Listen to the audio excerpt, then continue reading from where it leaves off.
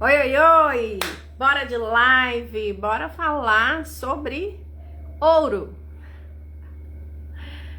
Deixa eu colocar aqui o tema dessa live enquanto o pessoal vai chegando, enquanto o Instagram vai avisando que estou aqui online. Parece que essa luz está muito forte. Deixa eu tentar diminuir um pouco aqui. Seja bem-vinda, Tia Leice. Seja bem-vindo todo mundo que vai chegar aqui agora. Parece que ainda tá muito clara essa luz, mas vamos adaptando aqui. Hoje eu quero falar de um tema muito difícil às vezes, mas também muito poderoso, que é falar sobre dor.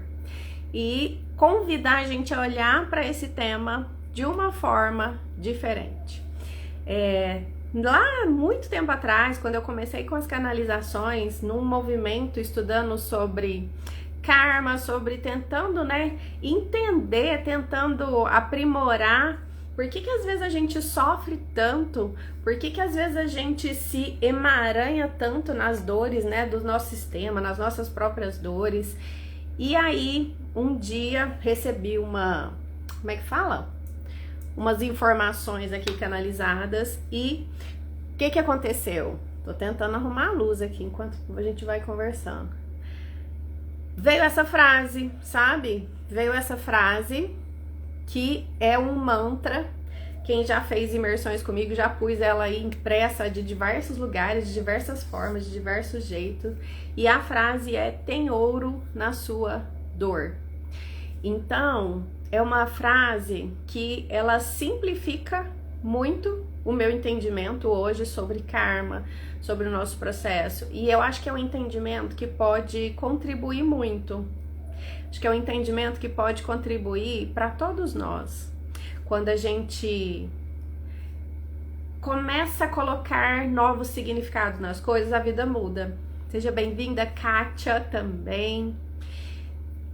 Tudo que acontece com a gente, tudo que a gente vivencia, diz muito mais sobre a gente do que sobre o outro. A gente se relaciona muito mais com a gente do que com o outro. Tem um conceito, lá na Índia, que é o véu de Maia. Isso significa o quê?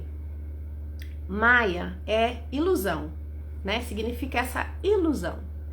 E muitas vezes, quando a gente vai estudar esse conceito, a gente acha que é uma ilusão de que esse mundo não é real, de que esse mundo, a gente não tá de fato vivendo esse mundo, é só uma parte, que é toda uma matrix que não tá acontecendo. Mas quanto mais a gente se conhece, quanto mais a gente medita, quanto mais a gente mergulha, os conceitos vão se revelando pra gente. E a gente vai entendendo que nós temos filtros que distorcem tudo que acontece. Então, quando eu digo assim, a gente se relaciona muito mais com a gente do que com o outro, o que eu tô dizendo? Eu estou me relacionando com outra pessoa, mas o que eu estou vendo nessa pessoa, o que eu estou vendo nessa situação que nos envolve, ela é muito mais carregada das minhas impressões que eu já trago desta vida e de outras, do que de fato do acontecimento em si. Tanto é que quando a gente vai atender casais, eu já tive uma época que eu atendi casais, que eu fiz essa experiência. Então, eu atendia separado e também fazia sessões em conjunto. Então, quando eu fazia sessões separado, eu via que a percepção de um e de outro era totalmente diferente, que elas não conversavam. E depois, quando a gente fazia sessão em conjunto, que aí a gente ia tentar mediar para que um conseguisse enxergar o ponto de vista do outro. Então, toda vez que a gente se relaciona com algo, com alguém, com alguma situação, nós estamos nos relacionando com os nossos filtros. A partir dos nossos filtros, nós enxergamos meia-verdades. Nós não enxergamos a verdade como um todo. porque a gente vê a partir das nossas dores e a gente bota uma lupa a partir da dor que existe dentro de nós. Então eu olho para tudo que acontece a partir dessa lupa. E aí eu fui estudando as constelações familiares e a gente vê que um monte de dores que a gente carrega, a gente, né, ressoa no sistema como um todo. Ela também aparece aí nas nossas mães, nos nossos pais, nos nossos avós, bisavós. Ela vem de geração em geração. Isso, eu ficava assim, eu sempre fui muito questionadora. E eu ficava me questionando, gente, mas não é justo, né? A gente ficar, eu acho que não é justo a gente ter um Deus que criaria um sistema onde essas dores fosse passando, assim, a gente fosse herdando dores de presente do nosso sistema familiar. Então, quando eu comecei a estudar a constelação, me aprofundar nas constelações, isso me inquietava bastante, porque na minha mente, a minha concepção, né, dessa força criadora, dessa força divina, é uma percepção de que é muito amor. Qual o motivo por trás disso, então? Qual o motivo por trás dessas dores? E como a boa buscadora que eu sempre fui, eu sempre fui mergulhando. E eu comecei a me aprofundar nos estudos sobre karma. E o que é karma, né? O espiritismo, para nós, né, o kardecismo, ele olha o karma como de uma forma bem distorcida, das origens lá dos hindus, né, dos indianos lá, que eles olham, é totalmente diferente. O conceito que foi ficando para nós aqui no Brasil, principalmente difundido pelo kardecismo, é que o karma era uma punição. E que você, a partir do momento que você tem aquele karma, você tem que expiar aquela dor pro resto da vida. E hoje eu entendo que não. Hoje, depois de muito estudar, depois de muito atender, inclusive com terapias, né, onde a gente acessa vidas passadas, acessando também o campo sistêmico, hoje eu entendo que karma nada mais é do que um acúmulo energético negativo, denso, que foi gerado a partir de uma ação, a partir de uma vivência que a gente teve.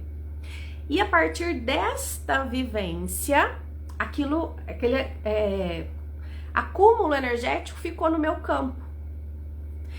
E eu que tenho a obrigação de me livrar dele, se eu quiser. E o sistema familiar, as relações que chegam para mim, são oportunidades de eu me liberar desse acúmulo energético que eu carrego como uma bagagem.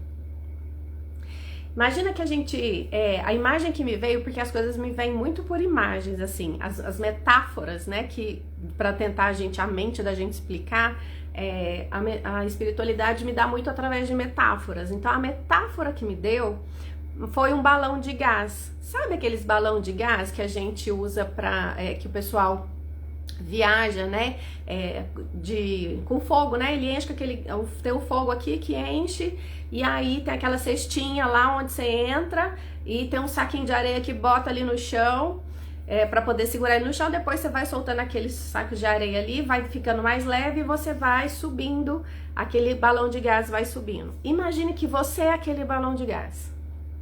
Imagine que você tem todo o potencial de estar voando na vida, de estar vivenciando aquilo que tem de melhor para você.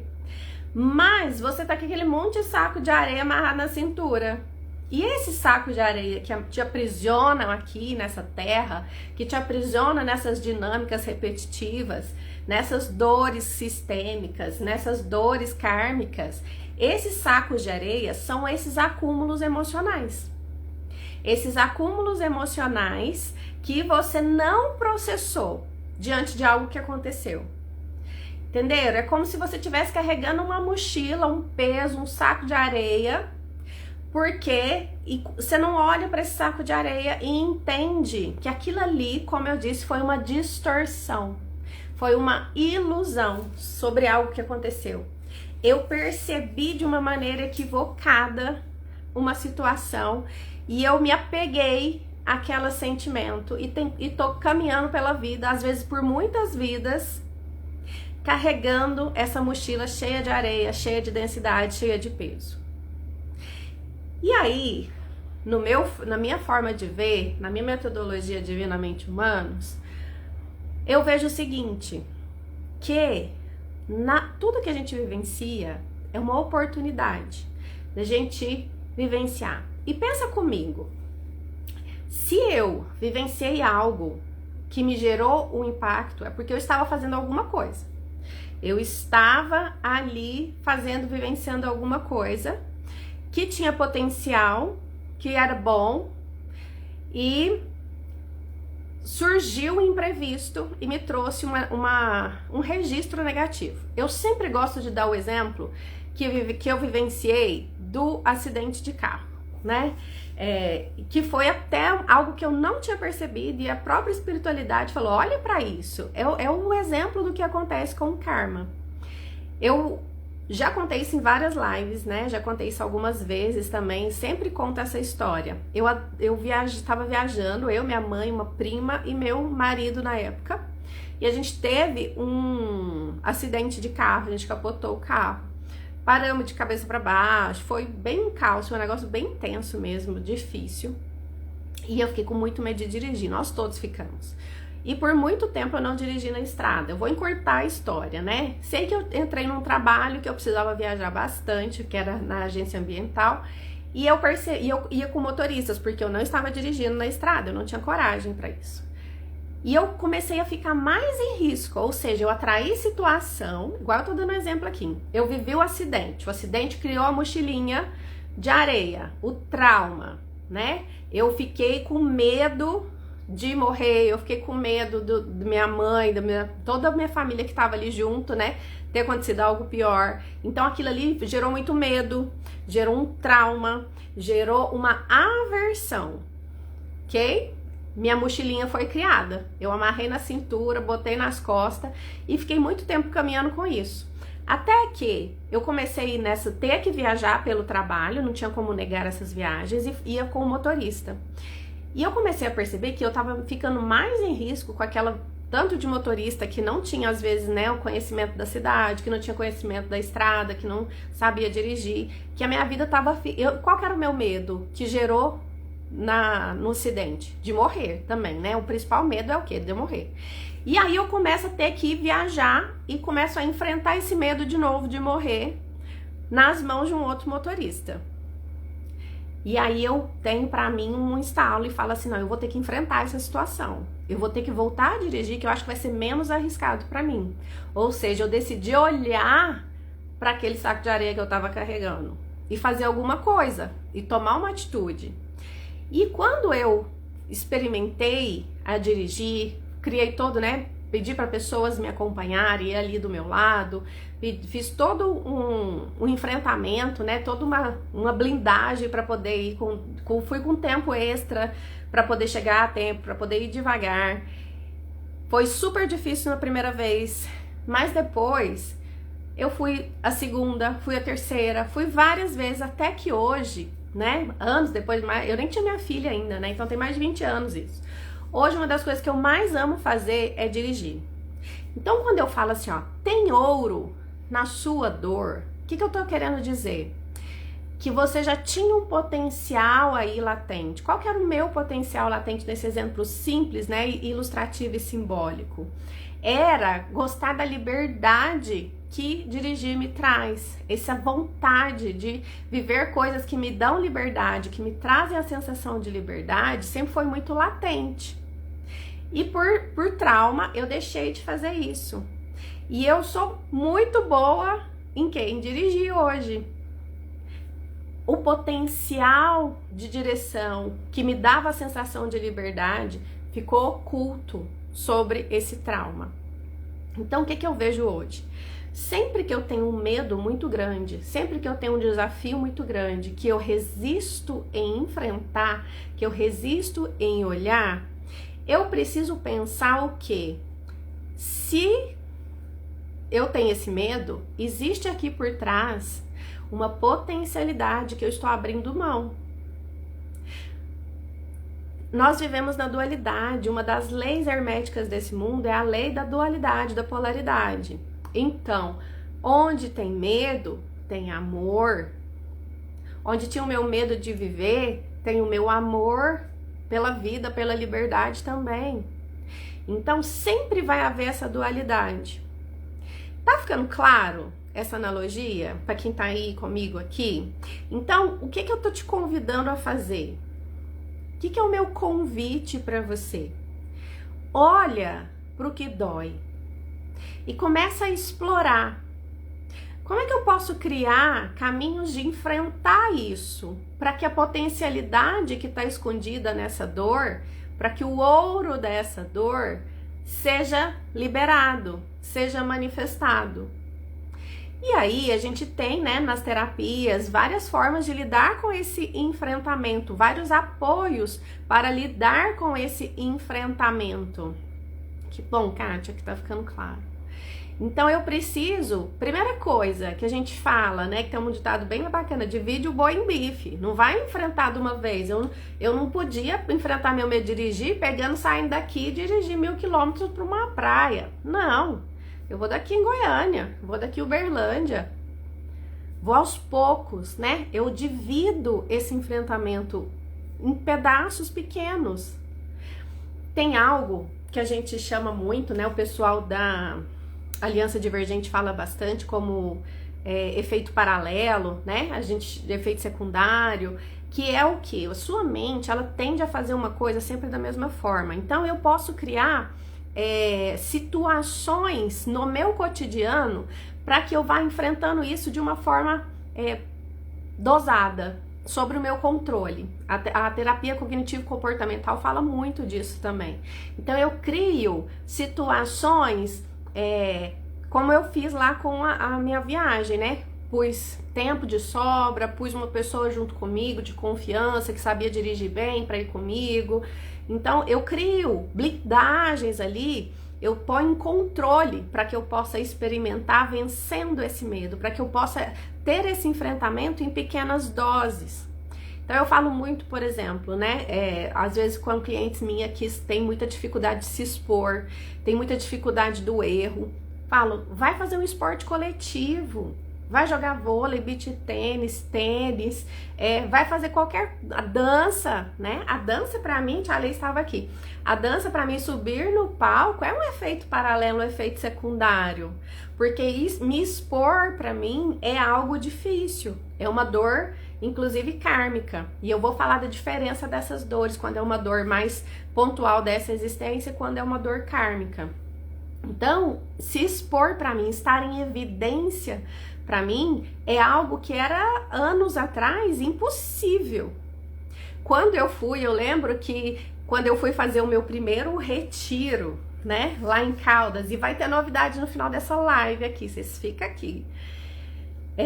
Quando eu fui fazer o meu primeiro retiro, que eu fui conduzir, né, sozinha, porque eu já conduzia, já apoiava a realização de outros retiros. Ai, tia Leis, pois é. O palco pra mim é curador até hoje. Então, o que eu tava falando? Da gente, quando eu fui fazer o retiro, a primeira vez sozinha, conduzindo, gente, eu fiquei afônica. Foi tão surreal aquele primeiro retiro. A gente tinha 10 pessoas inscritas, né, pagantes, fora nós que estávamos lá do grupo, né, porque eu tinha uma pessoa de apoio ali, me ajudando. O que aconteceu? 6 pessoas desmarcaram no dia, já pago. E o que aconteceu com a minha voz? Eu perdi a voz. Eu fiquei afônica. Eu lembro até de pedir para uma amiga que cantava se não tinha algum exercício vocal para eu voltar a falar. E eu comecei a fazer exercício vocal para eu poder conseguir minimamente me comunicar com aquelas pessoas que tinham ido. E nós fizemos retiro em 4 pessoas pagantes ali no final. E eu descriei isso, né? Eu mandei aquelas pessoas embora. Eu perdi a voz. Por quê? Porque a dor, principalmente quando ela é kármica, né? Ela tá no físico. Ela vem pro físico. Ela fica impregnada. E às vezes enfrentar é muito difícil. Às vezes enfrentar requer muita coragem, muita decisão. Falando assim, né, na live, às vezes parece fácil. E tem para coisas que são mais fáceis, tem coisas que são mais difíceis. Quando é algo, como eu disse, né, que vem de outras existências, que vem de outras vidas, e dependendo do impacto desse trauma, pode ser muito difícil.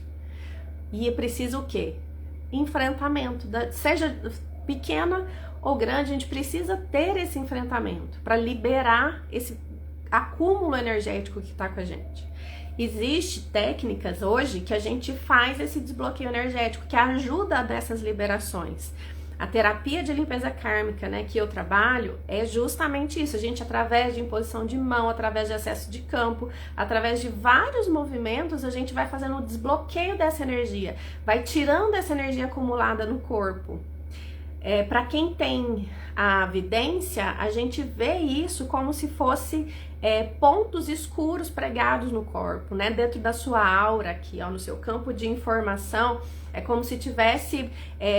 eu falo que são manchas mesmo, né? Como se fosse uma verruga sobre o corpo, escura, uma mancha escura sobre o corpo. É assim que a gente vai vendo essas imagens no campo áurico da pessoa, porque são densidades muito antigas. Então precisa de movimentação, precisa achar caminhos, e às vezes o próprio caminho é a própria fé, às vezes o caminho é um apoio terapêutico, né, uma terapia energética, às vezes é um reiki. Então existem vários caminhos, mas o principal é a sua decisão de enfrentar isso.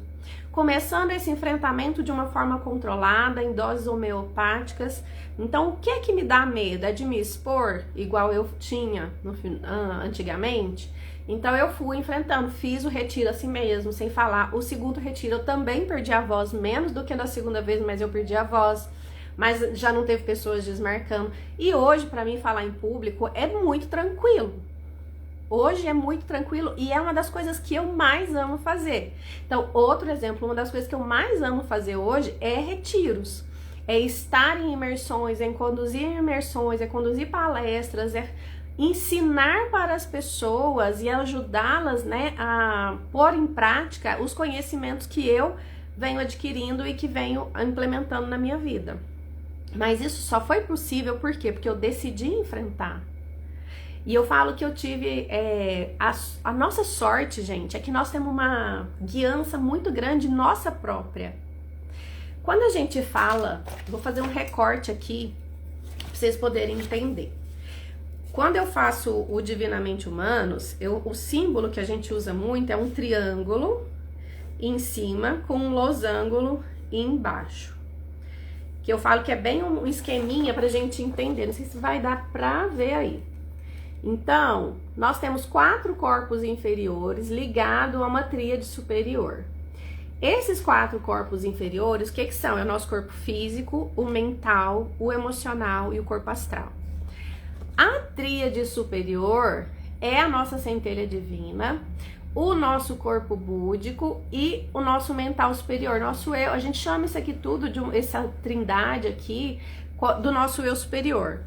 Ou seja, existe uma parte nossa que está muito mais descolada dessa densidade energética da Terra e que ela sabe muito mais do nosso plano de alma, ela lembra de tudo. E aí, o que divide essa tríade superior dos nossos 4 corpos aqui, né? É essa densidade, é esse campo terreno, esse campo de informações e a nossa mente se conectando a esse campo. Então a gente cria, o que eu falei, véu de Maia no começo da live, as ilusões, as distorções. Mas essa parte nossa, que a gente não ouve, não quer dizer que não esteja nos movimentando o tempo todo, mesmo que a gente não saiba, mesmo que a gente não esteja atento. E quando a gente começa a despertar, que a gente começa a ver essas sincronias acontecendo, justamente as sincronias, elas muitas vezes são conduzidas por nós mesmos, por nosso eu superior e pela nossa equipe espiritual, nossos anjos, nossos mentores. Então, eu falo que se a gente começar a puxar a nossa história, isso é até um exercício que eu faço muito em imersão, a gente criar a nossa linha do tempo e começar a buscar na memória as coisas, Eu lembro que com 13 anos de idade eu dei a louca que eu queria trabalhar. E eu fui trabalhar para uma prima que era médica, uma prima distante, que era médica, fui ser secretária dela. E eu lembro, gente, que eu tinha tanta vergonha, que eu ensaiava 10 vezes para levantar de trás da mesa onde eu tava e ir lá perguntar para a cliente qual que era o nome dela. De tanto medo de me expor às pessoas que eu tinha. Eu tinha uma fobia social gigantesca. Mas o meu eu superior deu um jeito de falar assim, queira trabalhar, vai trabalhar. E foi uma das melhores coisas que eu fiz. E depois foram surgindo coisas na minha vida e sempre vão surgir, tá? Tô dando exemplo da minha vida, mas é pra vocês poderem carregar para a vida de vocês e começar a buscar aí na memória essas conexões. Então, depois eu entrei para agência ambiental. E eu lembro que logo que eu tinha entrado, o diretor da na época virou e falou assim, você vai dar uma palestra ao vivo. Era na TV Globo, naqueles jornais lá que tinha na hora do almoço lá. Fui, me tremendo toda, mas eu sempre fui muito correta com as minhas obrigações. Então, se eu dou a minha palavra, eu ia. Me morrendo por dentro, mas eu ia. Então, percebe que a gente tem ferramentas, por mais que a gente ache que não, a gente sempre tem ferramentas para ter esses enfrentamentos. A gente sempre tem condições e recursos para enfrentar essa dor e descobrir o ouro, a potencialidade que tem por trás dela. E esse recurso vem muito desse eu superior nosso. Vem muito da gente estar em sintonia com esse eu superior. Isso desbloqueia muita coisa, mas a gente precisa fazer um movimento. Eu preciso ter essa consciência que muitas vezes eu preciso fazer esse movimento. Tem uma frase que eu gosto muito, que é: a caverna que você tem medo de entrar esconde o tesouro que você gosta, que você procura, aliás, né? E tem muita sintonia com essa frase que eu digo muito, tem uma inspiração até, tem ouro na sua dor. Então você precisa ter esse enfrentamento, criar condições para esse enfrentamento. E quando tiver muito difícil, buscar apoio e recursos para dessensibilizar essa dor do seu campo astral, do seu campo emocional, para que você possa conseguir avançar nesse enfrentamento. E a mensagem que eu quero deixar muito hoje é assim, ó, que muitas vezes é muito difícil por conta disso que eu também falei no início da live, dessas distorções de realidade, da gente enxergar as coisas com filtros, com olhos que não são reais, são impressões. Existe um estudo hoje dentro da psicologia que mostra que em torno de 50% das nossas memórias desta vida, dos nossos traumas de infância, não são reais. Pensa comigo, gente. Mais das metade das memórias, em torno da metade das memórias que a gente tem de situações que foram traumáticas na nossa infância, não são reais. São criações da nossa mente. São percepções. E por que isso acontece? Porque a gente traz memórias de outras vidas, da alma. A gente está sintonizado de alguma forma. E quando eu comecei a fazer mapa astral, quando eu comecei a fazer esse estudo da astrologia kármica, eu gosto muito de olhar, né, onde está o Saturno das pessoas, que é justamente onde está o karma das pessoas. Saturno é o mestre do karma, é o senhor que nos ensina, né, aquele que nos ensina mesmo. Então, os aprendizados de Saturno são aprendizados kármicos. E eu comecei a perceber o seguinte: tudo aquilo que nos trava nessa vida, todas as dificuldades relacionais que você tem com seu pai, com a sua mãe, que a gente olha e trabalha na constelação sistêmica, veio antes. Vem da sua alma, vem da sua história de alma. Então, quando eu me dei conta disso, para mim fez muito sentido, porque como eu disse, Deus para mim é muito maravilhoso. E olha, tanto que ele é maravilhoso, tanto que o negócio, por mais que a gente ache que esse mundo é uma loucura, é um caos milimetricamente orquestrado, como eu falo. Porque pensa bem, eu, Tatiane, tinha um karma trago um karma de rejeição social. Eu trago algumas memórias onde eu sofri muito por fazer trabalhos de me expor, de conduzir grupos, de ensinar. Então, eu me expunha muito. E eu tive consequências difíceis a partir dessas exposições em outros tempos. E eu trago isso na minha alma. E eu escolho uma família para nascer, e eu faço um acordo com uma alma que escolhe ser minha mãe, que aceita o desafio de ser minha mãe. Faço um acordo com uma alma que aceita o desafio de ser meu pai, porque já na história deles, tanto de alma quanto sistêmica, tem a situação necessária para eu viver o enfrentamento e liberar esse medo de rejeição. Para quem não sabe, a minha mãe é ministra da Eucaristia. Minha mãe é católica, né? Muito fervorosa, né? Participativa, ativa no movimento dela. E eu sou uma filha que acredita em coisas que para ela é totalmente diferente.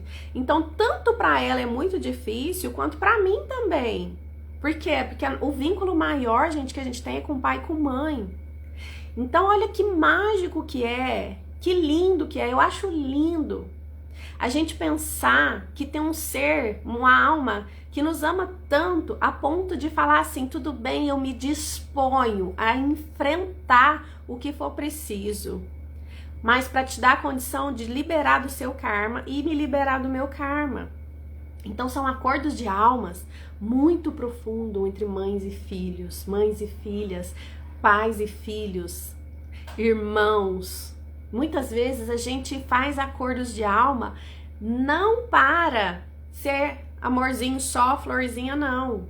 O amor, ele vem do vínculo sanguíneo, mas o amor maior vem desse movimento da alma de dizer, mesmo que a gente vá se engalfinhar no dia a dia, nós vamos estar a serviço um do outro para a gente liberar esses acúmulos energéticos que a gente tem carregado, às vezes a vida inteira, por vidas às vezes. Conseguem perceber, gente, como eu percebo, né? Conseguem enxergar como eu tô tentando passar para vocês esse olhar que vem sendo trazido para mim, né? Que vem sendo revelado para mim e que muita coisa já vem também da minha alma. Então, eu vejo como uma matemática, como um caos milimetricamente orquestrado, por isso que eu falo tanto essas duas frases. Parece difícil demais no dia a dia, mas estamos a serviço um do outro. E quando eu entendo isso e paro de me colocar como vítima, ou paro de querer me vingar do meu pai, da minha mãe, das pessoas ao meu redor, e entendo que nós estamos todos a serviço uns dos outros e do campo. E aí na sistêmica, o que a gente vê muito, né? Quando eu consigo resgatar, achar o ouro dessa dor, virar a chave, né? E hoje, por exemplo, com a minha mãe, hoje é muito mais fácil a gente aceitar a diferença uma da outra. Tenho certeza. E que lá atrás não era, né? E nunca foi uma coisa explícita, mas é porque tem muito amor, né? Mas era difícil, porque a gente quer pertencer, a gente quer se parecer. Bert Hellinger fala tanto de pertencimento, mas o pertencimento maior é a sua própria alma. E quando eu falo, né, que nós estamos a serviço, é só você pensar numa outra analogia que sempre vem. Eu falo que nossos pais são personal trainers emocional. Quem entende muito aí, já fez personal, já fez musculação, sabe o quê? Que a gente ganha músculo quando? É quando a gente vai lá e fadiga o músculo, quando rompe as fibras. Aí ele ganha força. Se a gente ficar lá só, o corpo, ele é antifrágil. Eu preciso estar movimentando ele o tempo todo. Eu preciso estar colocando ele em fricção, em movimento, colocando ele em desafios para que ele fique saudável. Um corpo que só fica parado, ele adoece, ele atrofia. Da mesma forma, a gente cresce nas nossas emoções, nas nossas relações, é no atrito, é aprendendo a lidar com isso. E como eu falei no começo da live, uma primeira forma da gente aprender a lidar com as relações é começar a olhar e falar assim, ok, estou me relacionando com essa pessoa está me trazendo uma sensação de rejeição, essa pessoa está me trazendo uma sensação de abandono, essa pessoa está me trazendo uma sensação de traição, seja lá o que for, pega o exemplo que fizer mais sentido aí pra você. É porque eu trago no meu campo um saco de areia que me conecta à traição. Eu trago no meu campo um saco de areia que me traz abandono, que me faz eu me conectar com o abandono. Então sou eu que preciso enfrentar isso. E o que eu vejo muito acontecendo hoje, por exemplo, nas relações? As pessoas estão escolhendo não se relacionar. Porque, gente, é bom mesmo, sabe? Nossa, eu moro sozinha, né? Eu sei, tanto que é gostoso a gente ter o cantinho da gente, ter o espaço da gente, não ter que dar satisfação pra ninguém, não tô afim hoje, fecha tudo, não quero ver ninguém. Só que isso me leva pra onde? Não causa atrito nenhum. Eu vou passar, às vezes, pela vida numa ilusão de bem-estar, mas na verdade eu tô fugindo. Então é muito bom a gente ter um lugar seguro pra gente se recolher. Mas a gente não pode fugir das relações. Porque é nas relações que eu tenho essa possibilidade de olhar, opa, isso aqui existe em mim. E como existe em mim, eu cuido disso em mim. E aí, a partir desse entendimento, eu vou perceber se eu preciso melhorar, mudar a minha postura nessa relação, se eu preciso buscar alinhamento, ou se realmente é uma relação que não tem como seguir adiante e botar um ponto final nela. Então, há casos e casos, aí a gente parte, né, para análise mais específica de cada um. Mas não dá para não enfrentar. E aí a gente volta de novo ao tema de tem ouro na nossa dor. Preciso olhar para as minhas dores, e os relacionamentos, como nós somos seres humanos, é a forma que tem, né, nessa dinâmica do mundo, a forma mais fácil, né, que tem de nos mostrar. Os relacionamentos é onde a gente consegue enxergar de fato o que tem em nós que precisa ser trabalhado. E eu sempre digo, onde tem ouro, tem dor. Em todos os exemplos que eu dei aqui das minhas vivências, tinha uma dor e por trás dela uma potencialidade que foi desbloqueada. O medo de dirigir com adorar dirigir, a sensação de liberdade, adorar a sensação de liberdade. O medo de falar em público e amar hoje falar em público e conduzir grupos e estar compartilhando o meu conhecimento. Então sempre tem os dois lados da moeda e a gente precisa minerar, a gente precisa enfrentar isso. Tá ficando claro, gente? Tem dúvidas sobre tudo isso? Conseguiram captar um pouco dessa essência? E aí, por muito tempo, né, enquanto vocês vão colocando aí se tem dúvida, eu vou fechando aí com essa questão do divinamente humanos. Essa forma de ver a vida é que eu chamo de divinamente humanos. O divinamente humanos é exatamente isso. A gente olhar para essa experiência humana como uma grande ferramenta, uma grande oportunidade, uma dádiva. Difícil, mas uma dádiva da gente aprender, da gente poder se desenvolver, da gente poder evoluir. Isso é o divinamente humanos, sabe? É essa forma de ver a vida. Que bom, Tia Leis, que tá ótimo, que tá fazendo sentido aí. Então, divinamente humanos é essa forma de olhar a vida. E por muito tempo eu me questionei assim, será que, como eu tenho meus traumas, né, kármicos aí dessa questão de rejeição social, será que eu tô compreendendo direito? Será que eu consegui captar? Será que isso não é uma ilusão? Será que isso não é um romantismo? Até que um dia eu escutei, né, dos meus mentores assim, tá te fazendo bem essa forma de olhar a vida? Tá te fazendo bem? Tá fazendo bem pros seus clientes essa forma de olhar a vida? Se tá fazendo bem, desculpa o palavrão, mas foda-se se é verdade ou não. Porque no final das contas tudo é maia. No final das contas, a verdade absoluta a gente não vai acessar nessa existência. Então, o meu convite com o meu trabalho é o quê?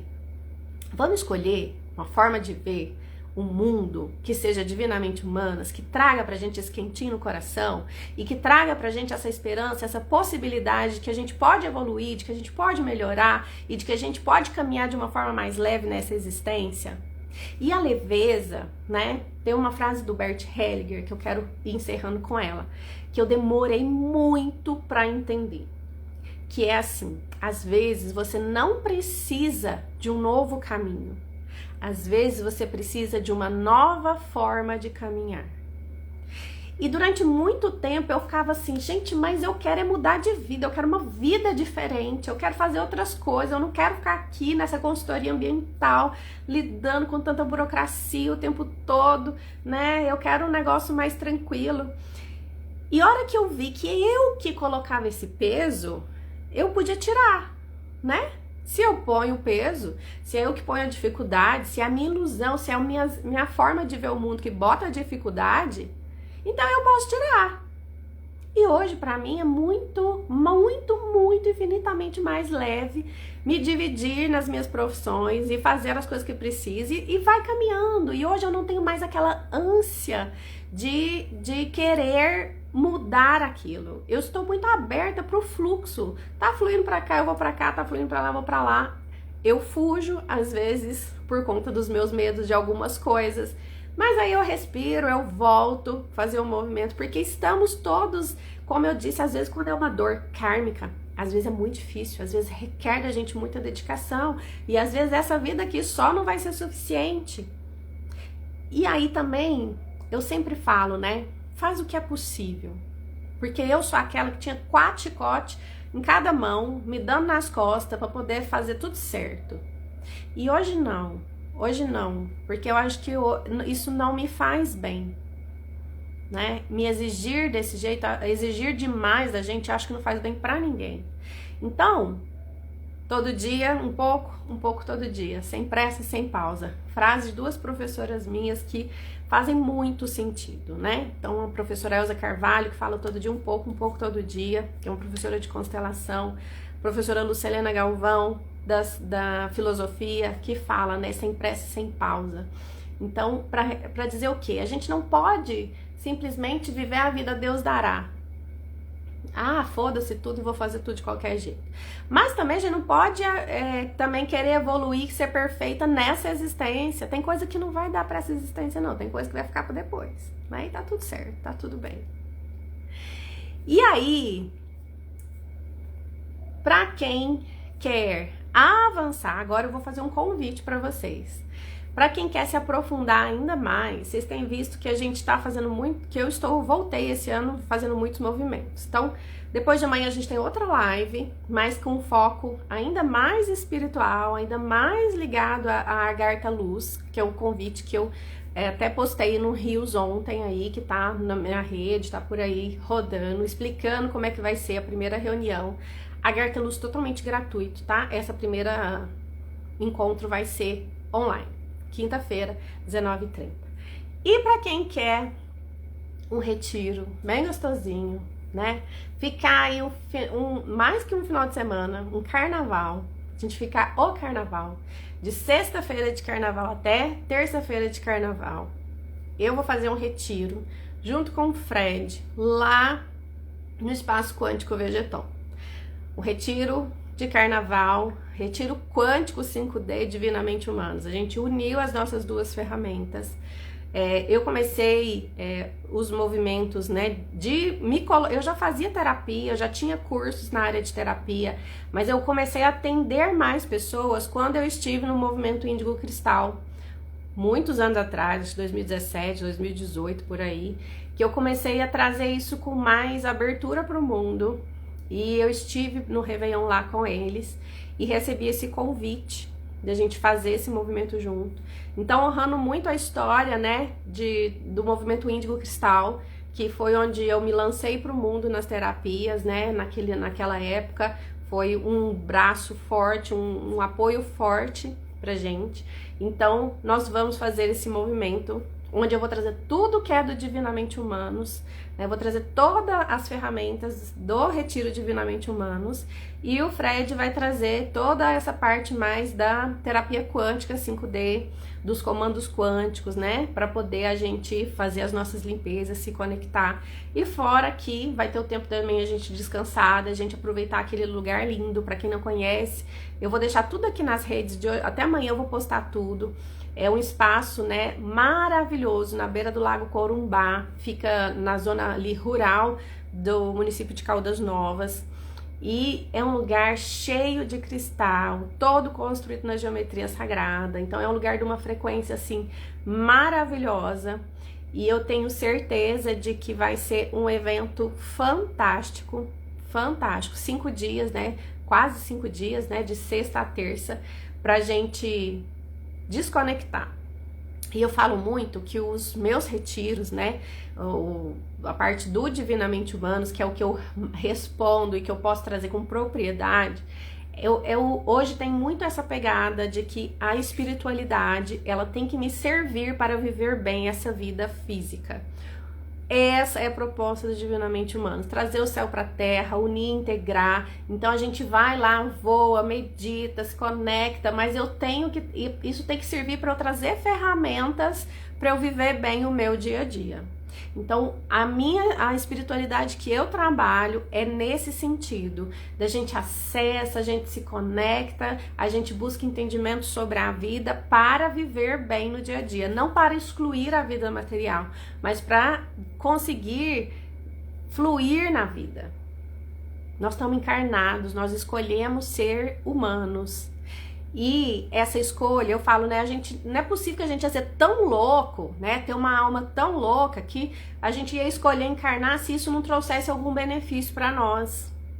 Não faz sentido algum na minha cabeça, não tem lógica nenhuma a gente pensar que estar humano é um desperdício. Pelo contrário, estar humano é uma oportunidade maravilhosa. E fora que esse mundo é maravilhoso e lá em Caldas tem uma natureza incrível.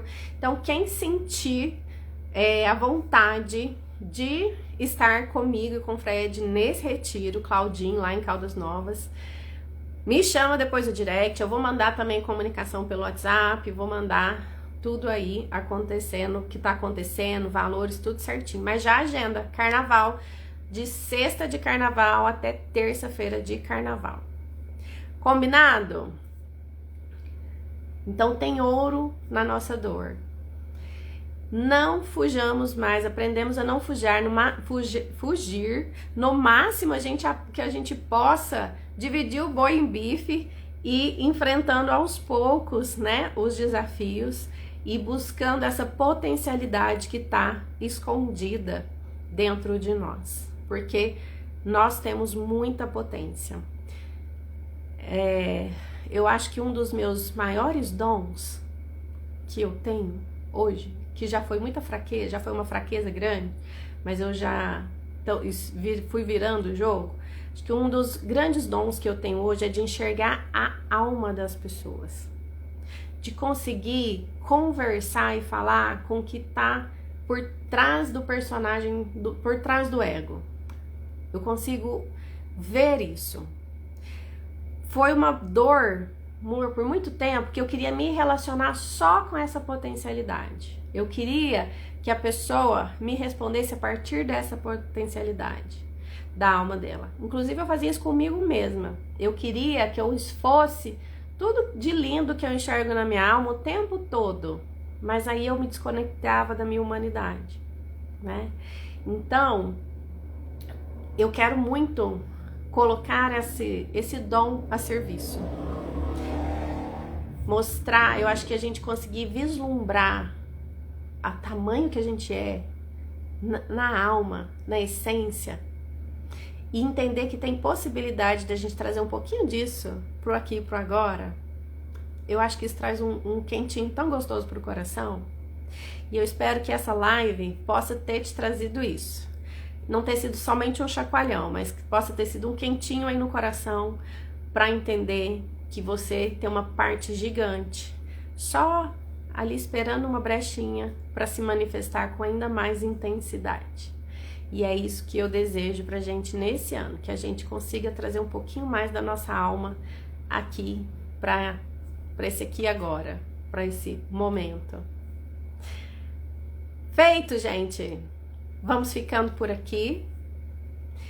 Dúvidas, me mandem no direct depois e eu espero vocês no retiro.